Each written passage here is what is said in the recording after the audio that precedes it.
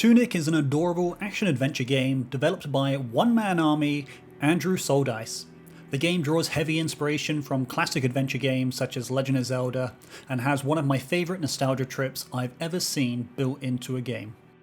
But don't let the game's cute appearance fool you. As a Dark Souls and now Elden Ring veteran, I have found this game to be quite a challenge. If you are a fan of 2021's masterpiece Death's Door and enjoy other puzzlers and Metroidvanias such as Fez and Minute, Tunic is definitely worth checking out. With that being said, let's jump into it. The story of Tunic is, well, hard to explain without spoiling your adventure. Should decides to do the always appreciated show and don't tell approach to the story. If you're not familiar with that concept, it's basically the exact opposite to what most modern games do. With today's games, you interact with a character and they drop a massive exposition dump on you. Or you're constantly being told, go this way, do that, find this. It's extremely tiring to see studios do that. Games nowadays are more geared towards teens and adults, so why do developers constantly treat their audience like kids?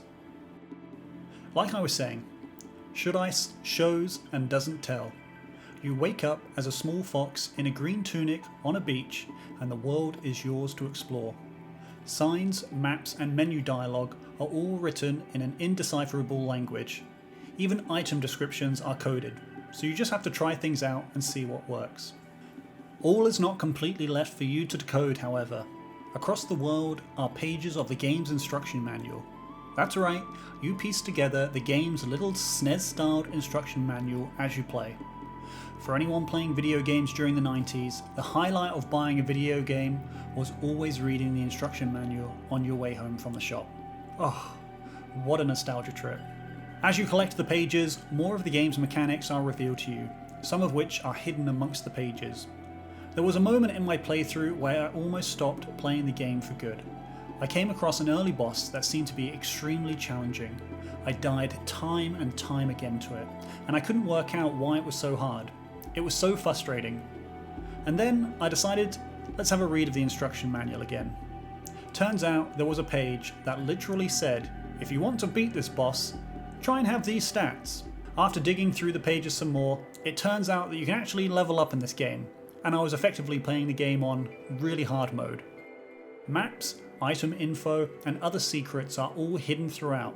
This is probably one of my favourite ways a game has taught me how to play itself. As mentioned earlier, Tunic follows the similar gameplay mechanics of Death's Door and Legend of Zelda.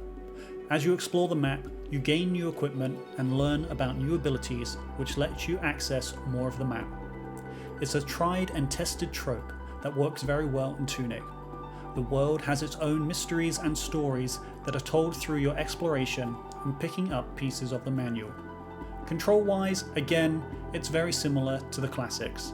The A button is the dodge roll with built-in invincibility frames, the triggers are shield and lock on, and you can assign weapons and items to the other three face buttons. Tried and true once again, it's like they say, if it ain't broke, why fix it? One thing that is a nice touch, but also a pain sometimes, is the camera. Tunic is played with a mostly fixed isometric view. This allows for things to be hidden around the map and can create interesting puzzles. However, during combat, it can be really frustrating to fight multiple enemies if the fox ends up out of sight alongside with the monsters. I didn't come across this issue too often, but it was still really frustrating to die to. Visually, the game looks amazing all throughout. The cutesy art style is applied to everything except the giant bosses you face down. I love this contrast. It really adds to the tension of each boss encounter. The game feels like a plush version of the 2019 Legend of Zelda Link's Awakening. The styling of the instruction manual constantly takes me back to my childhood every time I read it. I really hope that someone like Special Reserve Games release a physical edition. I would snap that up in an instant. Performance-wise, aside from the minor camera issues, I have yet to experience any lag or dropping of frames, or anything of the sort really. This is an indie title after all, and not some AAA studio game. I mean, it's funny how things are like that. We expect bugs and glitches from the big boys, but the little guys are always able to release a polished gem. Again, this game was made by a single person. It's unbelievable. It's worth mentioning that Andrew did have some help with the music and soundscape. The beautiful soundtrack is composed by Lifeform, who also did the music for Dust Force, great game by the way, and featuring sound design by Power Up Audio, who also did the sound design for Celeste, Darkest Dungeon, and Subnautica Below, 3 games that are greatly enhanced by their amazing soundscape. While playing Tunic, your ears are blessed with an amazing score, whether it's a soothing piano overworld music, the mysterious subworld theme, or the frantic up-tempo boss music. The music is on point throughout. As of the recording of this video, there hasn't been a price announced yet, but I can imagine it will probably sit in the 25 Australian dollar range. As far as value for money goes, you're definitely getting your bang for buck. An entire world of secrets and mysteries to uncover that will keep you occupied for at least 20 plus hours. As for file size, Tunic comes in at a tiny 1.5 gigabytes, and the recommended specs only ask for a GTX 1080 Ti, meaning you can probably play this game on any device you currently game on. At first, I thought Tunic was like every other Legend of Zelda I've played.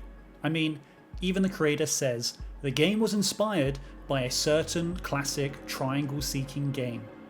But as I played more and more, Tunic became its own game and stood on its own 2 feet.